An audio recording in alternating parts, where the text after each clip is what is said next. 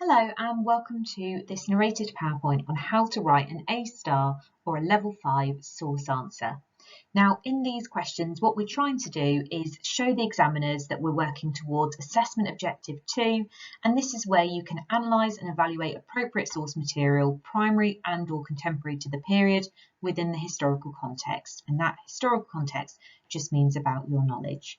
So this is going to build you up to being able to write a really good level 5 source answer. As I'm sure you already know, in A-level history you would have two exams, one for the Tudors and one for Germany, and these would test you on your knowledge from both Year 12 and Year 13 lessons. Both of them would be 2.5 hours long, and in both of them you would be answering 3 questions. One compulsory source-based question. For Germany would be asking you about the value of the sources for studying a certain topic, and the idea is that you spend an hour writing about those 3 sources. And then you would also be answering 2 essay questions. You would get some choice here and you'd be able to pick 2 to do out of the 3 options that they give you. And the idea is that you spend 45 minutes on each of those, so that essay section would take you an hour and a half in total. As you know, this video is going to focus on the source questions. If you want to know more about the essay-based questions, you'll need to go to a different video. So on the screen here, you can see an extract from the real A-level mark scheme, and this is what examiners use to decide what level your answer is going to go in. So they'll decide, first of all, if you're a level 1, 2, 3, 4 or 5, and then within that level, they'll decide whether you're at the top of the level and get towards the top of the marks, or whether you're in the lower end of that level. I've been an examiner before, and this is genuinely what examiners use. So you've got a copy of this in both your exam book, on Teams, and also in your black folders. And this is what you're aiming to try and get up to. So we're going to think about a level 5 answer for this, because this is obviously where we're all aiming for. So first of all, to get into this level, you have to show a very good understanding of all 3 sources. It's really important in an exam that you're focused on your timings and that you give yourself enough time to do all 3 sources. Otherwise, you can't even get into a level 3. You'd be capped at a level 2, which is about a grade E at that point. You not only have to talk about all 3, but you also have to talk about both their content and their provenance. And you have to combine this with a strong awareness of the historical context. That means that you're going to have lots of own knowledge that you're showing. You also want to think about coming up with a balanced argument on the value for a particular purpose given in the question. So you want to think about what makes the source valuable, but also what detracts from its value too. And at the end of each source, they want you to come up with a substantiated judgment. They want you to be able to come up with a conclusion where you evaluate that source for the particular focus of the question.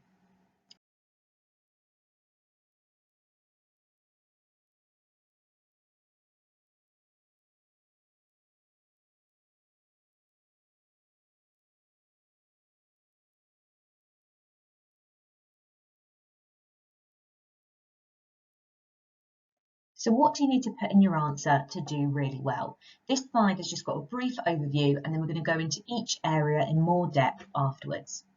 The first thing to bear in mind is, just like with your knowledge essay-based questions, you need to make sure you're not just describing things, but that you're actually linking back to the specific question that you're being asked. In the case of this Germany source question, they're always going to ask you to assess the value of these sources for studying a specific topic. Within that answer, therefore, you've got to include things like, does the content fit with your own knowledge of those events and the historical context? Do you think that the content of the source and what it's saying is valuable? You might also want to think if there are any limitations to the source. This doesn't mean including a list of what it's missing, but thinking about areas that it might have generally omitted, or if it's kind of creating misconceptions, and then you could link that to thinking about the provenance and maybe why it's ignored certain areas. We want to think about why it was created, by who, and how does that add to or limit its value. And we also want to think about tone within that too. And once you've talked about all those different areas, you're going to then need a conclusion where you think about overall how valuable is that source for studying a specific topic. Remember that in this answer, we do want to see lots of own knowledge, but instead of just kind of dumping it in there, we want you to make sure that you are carefully selecting it to support your existing points. We need to make sure that we're being analytical and that we're really evaluating the source and its value, rather than just regurgitating the content of the source or your own knowledge. So now we're going to look at each area and what kind of things you can write in it to do a really good job on this source question. I would always start off with talking about the content of the source, and my first sentence would be a summary of the main argument or view of the source, just like you do in the Tudors with the interpretations. So always try and start with that quick summary of the main argument of the source. When you're discussing the content of the source, you're going to want to include about what it says. So you're going to want to pick out some quotes from the source, and you're going to want to support that with some own knowledge, some context that is going to help you develop that and show that you actually know about the events rather than just trusting what is in the source. But as well as thinking about what it says, you also want to think a bit more in a bit more of a sophisticated way and think about what it's implying or inferring as well. So you can talk about kind of what it's inferring rather than just talking about what it explicitly says. But also when you're thinking about content, sometimes it's important to also think about what it doesn't say. What are the limitations of the content? Now, how much you've got to write for limitations really depends on the specific sources that they give you. The exam board wants students to know that sometimes there's lots of limitations that you can write, and sometimes there isn't very much. So you've got to be quite confident in your analysis and sometimes be prepared that you're going to have to write a fair amount about limitations, and sometimes be prepared that there isn't very much. But in that first paragraph, no matter what, you definitely want to put some points about the content and support with lots of own knowledge. But remember, really crucially, everything should be linked back to value. You should be thinking for each point you're making about, does this add value for looking at that specific topic, or does it limit or retract from the value? Pause here if you want to make any notes about content. You don't have to use this, but if you wanted to try and develop your points on content and maybe you weren't feeling very confident with it, you could use this AQA source value checklist that is on Teams. It's in a folder called Source Exam Question Support, and it is called the source value checklist, like you can see here.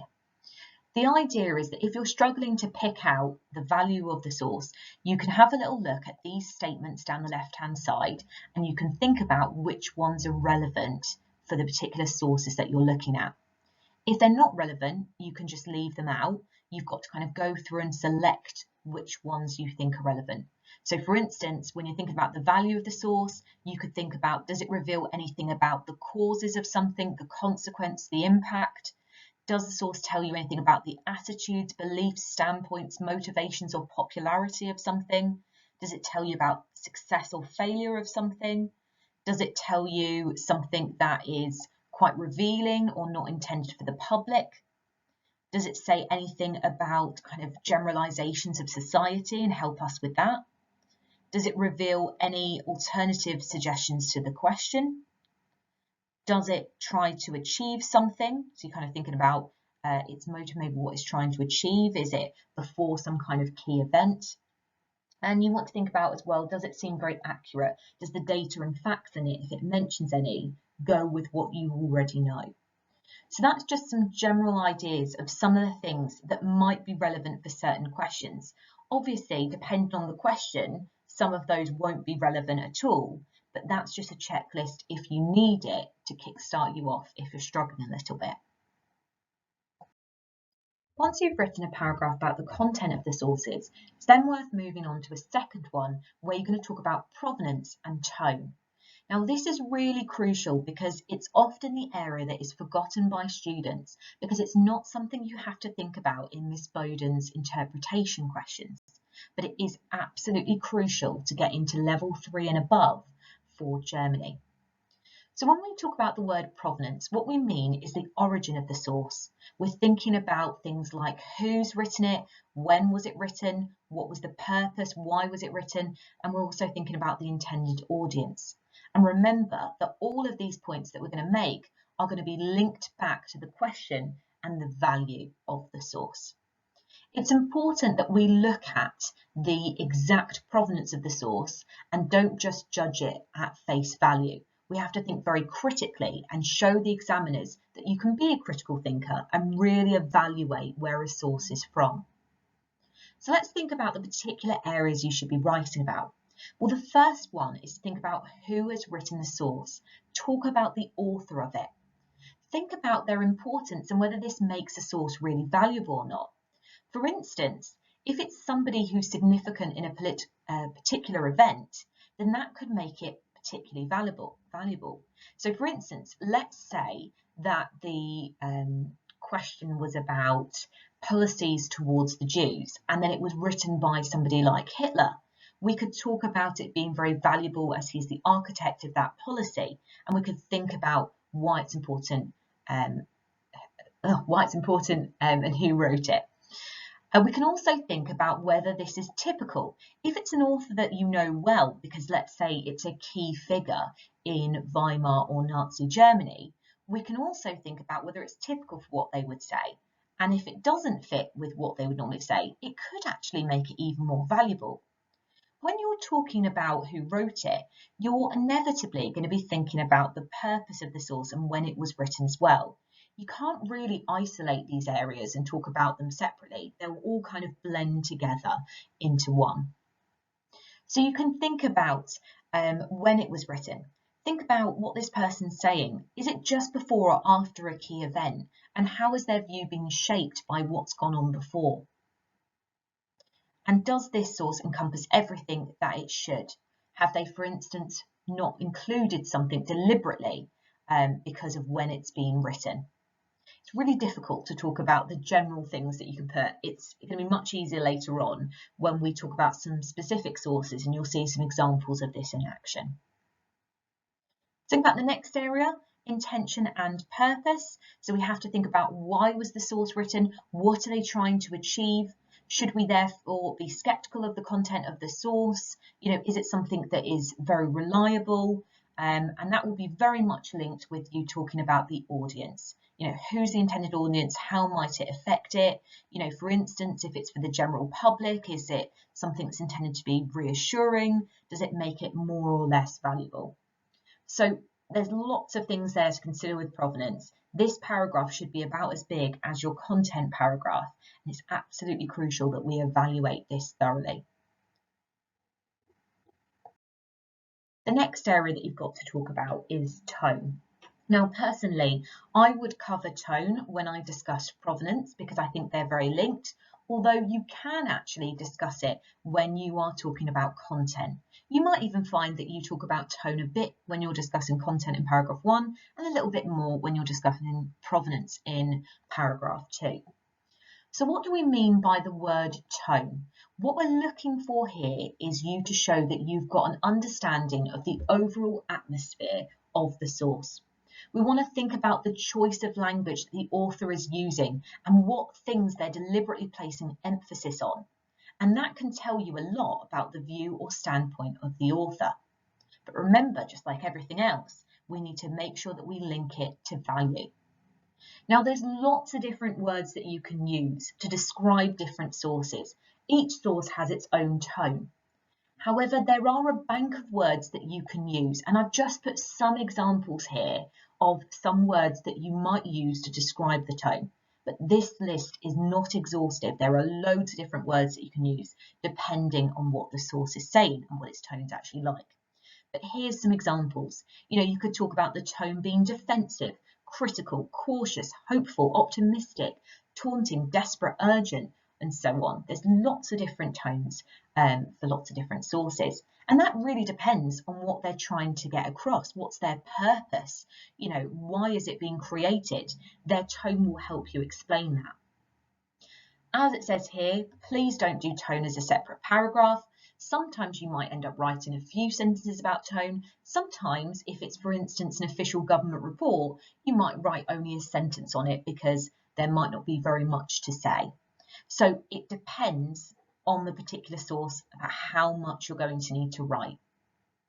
And as it says there, link it to purpose and provenance, or author, or even to content, but blend it in somewhere within your answer.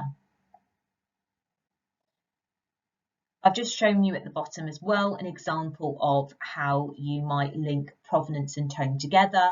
For instance, you might talk and make some kind of comment about the provenance and then say something about this explains the tone of the source, and then you could describe that afterwards. So that's what we do for tone. So we've now thought about what makes a good answer, but I also want to make sure that you're comfortable planning good answers, because planning and preparation is really key to success. Now, if you are doing a question in timed exam conditions, obviously that's much harder because you've got to rely on your existing knowledge and you won't have time to do lots and lots of preparation. But the more preparation, the more practice that you have before real exams and before mocks, the easier you'll find it to be able to achieve these source answers in an hour. So thinking about in the exam, you would technically have 1 hour to write about all 3 sources. Now, in terms of guidance, what I would suggest is that you spend a maximum of 5 minutes reading each one and planning your points. You want to annotate it with key phrases, key bits of knowledge that you want to include, highlighting quotes, and then you'd spend 15 minutes writing. Now, personally, even though you might feel like it's better to do one at a time, I would actually read all 3 sources first before I started writing so that you don't end up repeating the same knowledge in each of the paragraphs. The sources will all be on the same topic, let's say the workers in Nazi Germany, but they wouldn't all talk about the same aspects. There would be different aspects they'd be asking you about. For instance, the first source might be mainly talking about the Strength Through Joy movement. The second source might mainly be talking about the loss of trade unions. So it's definitely worth reading through all 3 to begin with, but spend a maximum of 5 minutes planning each one. If you're fortunate enough to be doing this for homework and not in an exam condition, then you've got a bit more time to do the planning and preparation. And obviously this might take you a while the first few times you do it, but then you'll become much quicker the more you practice. So what would I do if I was doing this for homework? Well, first of all, I'd start by just reading the source. I wouldn't write down anything, I wouldn't annotate it, I wouldn't highlight it, I'd just read it first of all.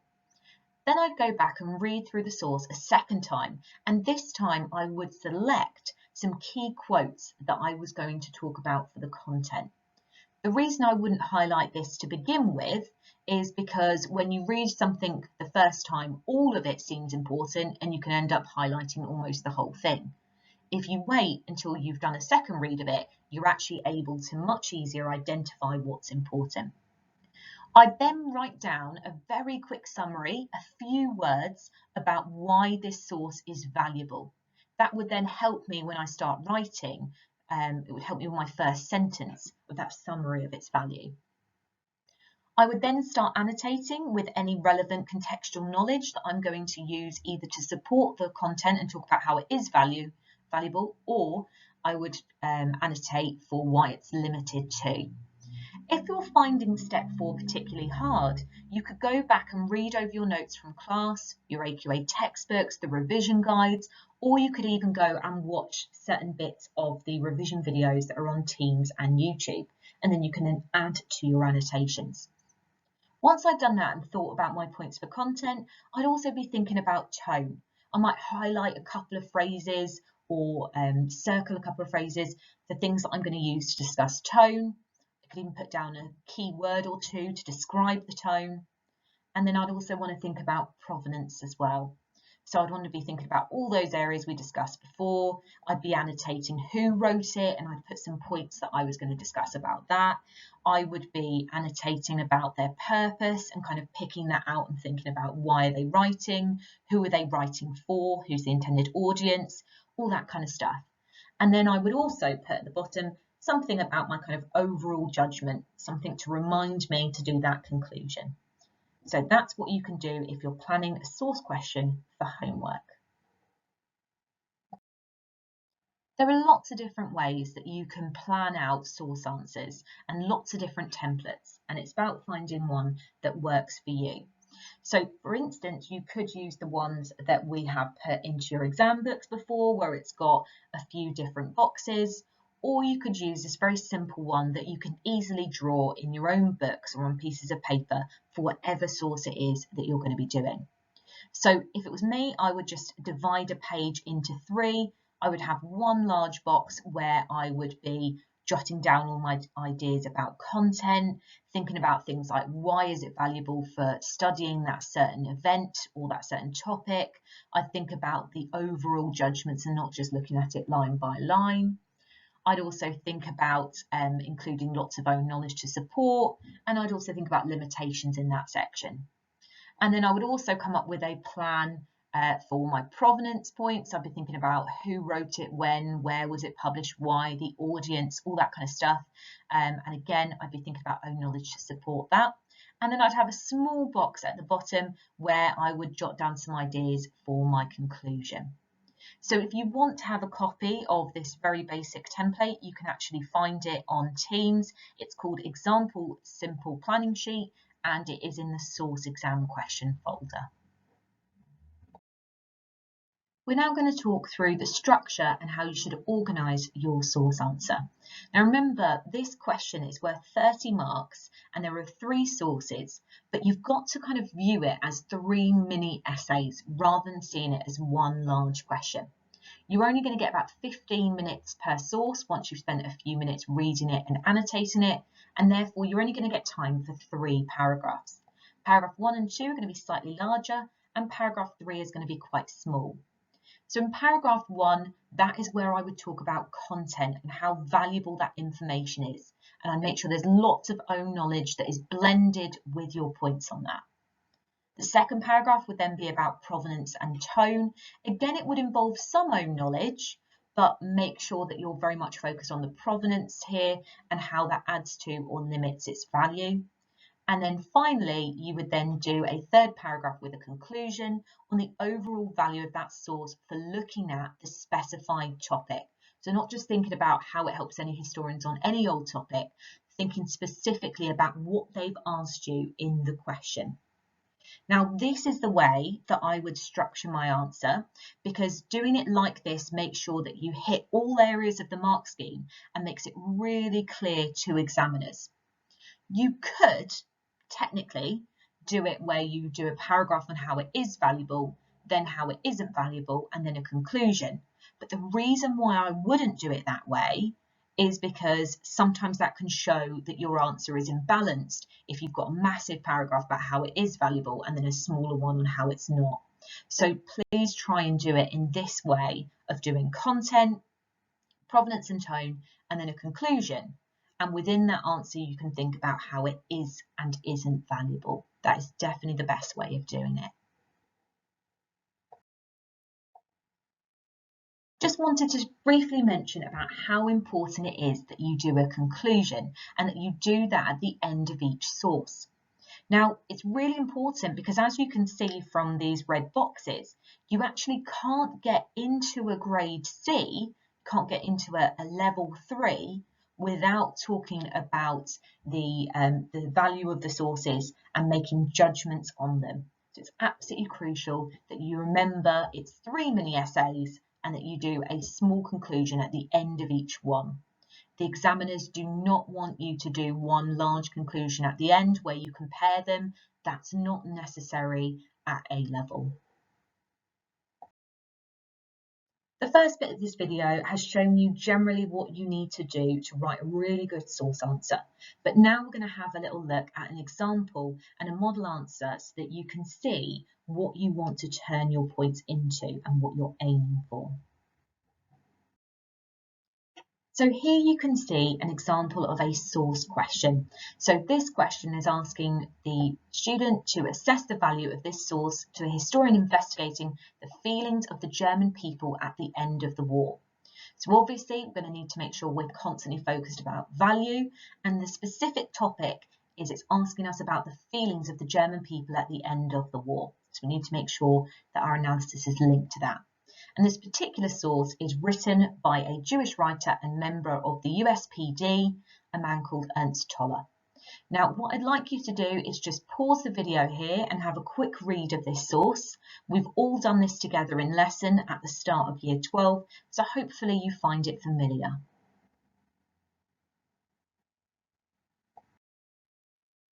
So you've now read through the source and thought about your own points, hopefully.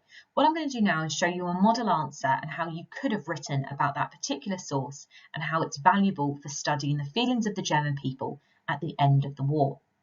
Now, this particular answer that I've got on this PowerPoint comes from a sheet that I put on Teams for you called Level 5 Source Model Answer 1.1. It's on the next few slides, but you've also got a copy of it if you wanted to look at it a little bit later. So here's an example of how you can write about the content. This would be paragraph 1 of the model answer. The source, an autobiographical account written in 1933, gives valuable content for a multitude of reasons.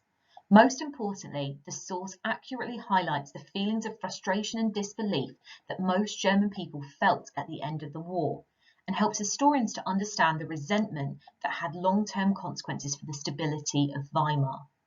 Now, that first bit there, that's the really crucial summary of the source. So remember, when we talked about content, I said the first sentence, or the first, I suppose it's the second sentence in this one, but you want to make sure that it shows that you have a good overview of the source, just like that bit there did. And then you're going to pick out specific areas to talk about, specific quotes, and support with own knowledge. Let's look at how this is blended now. The focus of the content is very much on the people of Germany and the impact of the war on them, which isn't surprising given Toller's political leanings as a member of the USPD. Specific reasons why this source gives valuable content include its references and opinions on the unexpected peace note which opened the eyes of the German people. It's therefore valuable for understanding the reasons behind the revolution from below that followed due to the anger at this betrayal by the government.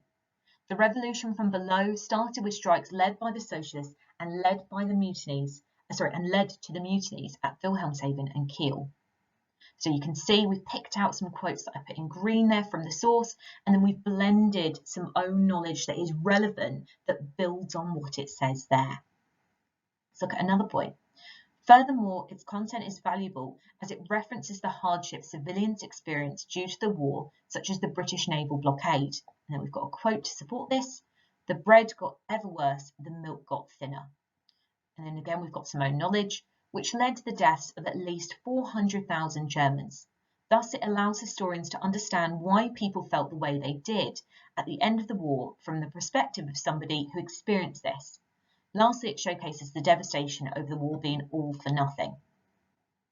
However, despite its value, the value of the source is limited by its portrayal of the German people being united, and this is due to his political leanings, when in reality many Germans differed in their intended aims for the future of Germany at the end of the war. So there isn't very much to say for limitations for this source, but you can see we've picked out one point about why the content is in some ways limited. So again, remember, it's not just picking out, it doesn't include this and this, because no source is ever going to include everything. We want to think about how they've kind of deliberately misled or how they have deliberately misrepresented something. And then we'll build on that argument in the provenance. Pause here if you want to have a quick look again at the content paragraph. So once you've done paragraph 1 and you've talked about the content of the source and how it is and isn't valuable, you then want to move on to writing a paragraph about provenance and tone. And as you can see, this is just as detailed as the last one. It's going to include some own knowledge, but it is going to be primarily about the provenance itself. So the tone of the source is emotive and bitter, which demonstrates the resentment that many felt towards the government at the end of the war. This is demonstrated through the idea that it was all for nothing. This bitter tone isn't surprising, as the source was written by a Jewish writer and a member of the Independent Socialist Party, the USPD. The USPD, and therefore likely Toller, was opposed to the war from the very beginning. Therefore, he emphasises the unnecessary nature of the millions that have died, which was all for nothing. So we've got some quotes from the source there. That's good to try and include that when you're talking about provenance as well. This dislike would have been compounded by the idea of defeat. It therefore gives us a socialist perspective of the feelings of the German people at the end of the war, which is of great value. However, the subsequent limitation lies in the fact that it only represents one small minority, as the USPD only had 5,000 members. Also, the source fails to show that the German public were generally supportive of the war until the realisation they were losing, and they even held celebratory parades when World War I broke out. Nevertheless, the bitterness at the dishonesty of the government was widespread across Germany, and Germans of all political leanings believed in the stab in the back myth and the betrayal of the November criminals. The motivation behind the creation of this source, the purpose, is likely that he wanted to highlight the problems caused by the war. As the source was written in 1933, Hitler might well have been aware of Hitler's militaristic aims and therefore wants to re-emphasise the damage caused by war in order to avoid greater support for the Nazis' aggressive foreign policy. So again, we've got an example paragraph there. You can see that there is information about the tone and quotes to support that. It's blended with points about the provenance. There's own knowledge in there, but it's all kind of weaved together in one paragraph. You'd also then need to do a conclusion, which would be shorter, and here's an example of one that you could put. To conclude, the source is highly valuable for studying the feelings of the German people at the end of the war, but that's the specific thing that it's asked us to look at. It provides a socialist perspective and does demonstrate the enormous socio-economic impact of the war on the German people. Yet a key aspect of the German feeling is the subsequent political ramifications, and this source does not provide much indication of the political impact. The powerful stab in the back myth had been circulating 15 years by 1933, and yet this source doesn't show any indication of specifically blaming any specific aspects of the government, whether that be democratic or autocratic. So remember, the conclusion is just about each source. You don't do a conclusion that judges them together, that compares them. You just evaluate each one separately. Now that was just one example of a source and one example of a model answer that you could look at. Now, if you go on Teams, you will find that there are certain things to try and help you with your practice of these questions. The more you practice, the more confident you'll become on source technique. And it's really simple when you've had a go at it a few times. Now, if you want to look at the real exam sources, ones that have come up in the past, you can go on Teams and go into past exam papers and mark schemes. You've got every single exam that has ever been set and also the mark scheme that goes with it if you're a bit stuck on where to start.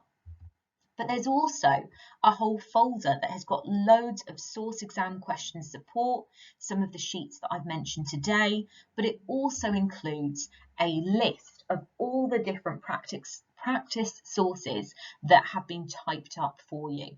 So in there you'll find, as you can see in this picture, all the different ones that I've got. You know, for instance, there's one on 1.1, the events of November 1918, one's on 1.3, and so on.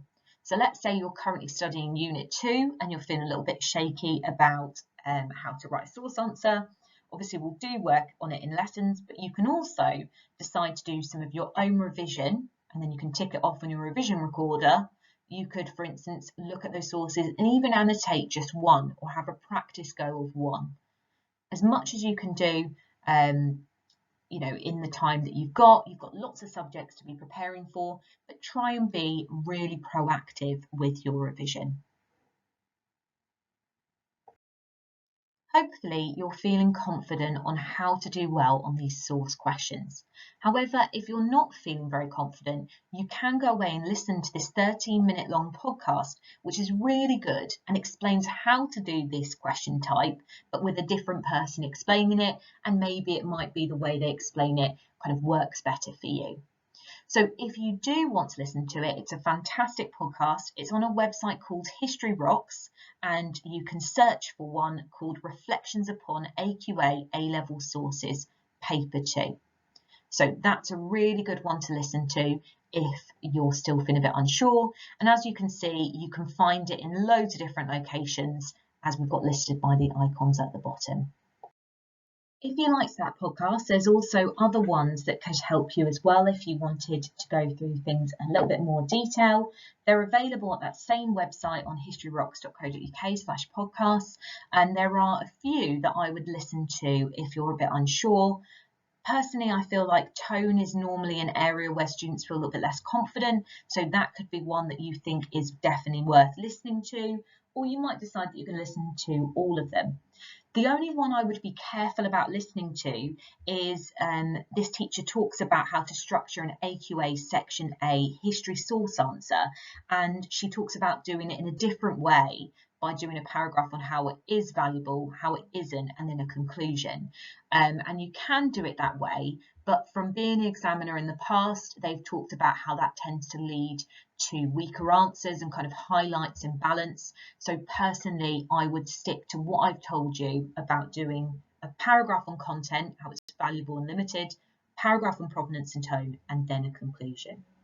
So you can use those podcasts if you're still feeling a bit unsure. I've also put this document on Teams for you to help you as well. Now, this document is a general document about different source types and their general value and limitations. And you can see for each source type, it talks about what is good and what is generally not so good about those different types of sources. However, I want to be really clear on this. It's important that you don't just use the points as they are on there. This is a really good starting point if you're really not sure about the kind of strengths and weaknesses, for instance, of letters and diaries and autobiographies and all that kind of stuff. However, it's important that you don't just take this at face value and that you actually think about what's relevant for that particular source and that you analyse that specific source and don't just make general points about the different source types. So feel free to use that if you want to, but as I said, please don't just rely on that, but it's there as a good starting point if you need it. And that document is on Teams in the source question folder, and it's called Source Exam Question Support, and it talks about the limitations in there. Just like the previous document, there's another document on Teams that helps you specifically if you ever have to look at any SD or SEPARDA reports. This is particularly for sources that are about Nazi Germany, and this information from here comes from a very famous historian called Ian Kershaw in his book about the Hitler myth.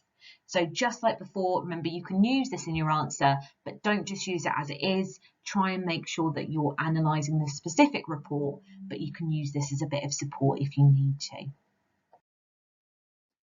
Final message is to be really confident with these source questions. You just need to practice a little bit over the next year or so, and you'll be able to do a really good job of any questions they throw at you in any mock or re-exam.